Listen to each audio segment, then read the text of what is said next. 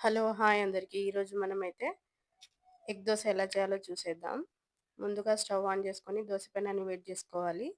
దోస పెనం వేడయ్యాక దోస పిండిని దోస పెనం మీద పోసుకొని మొత్తం స్ప్రెడ్ చేసుకోవాలి.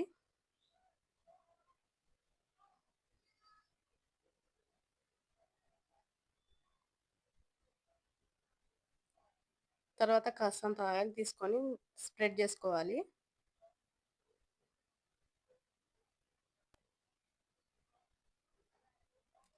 ముందుగానే బీట్ చేసి పెట్టుకున్న ఎగ్‌ని దోస మీద పోసుకొని మొత్తం స్ప్రెడ్ చేసుకోవాలి.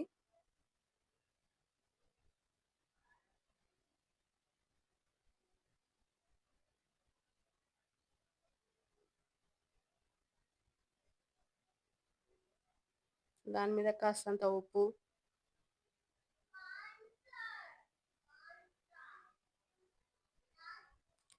కాస్తంత కారం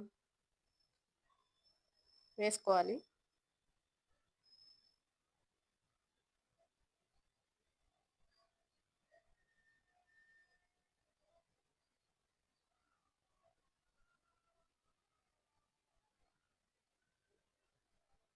ఒక 1 మినిట్ తర్వాత దోసని తిప్పేయాలి.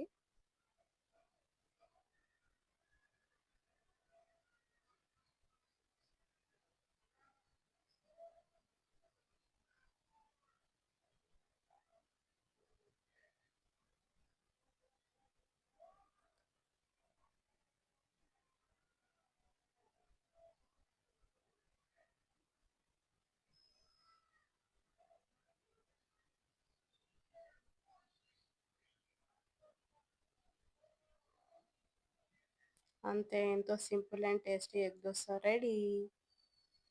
మీరు కూడా ట్రై చేయండి. టేస్ట్ అయితే చాలా బాగుంది.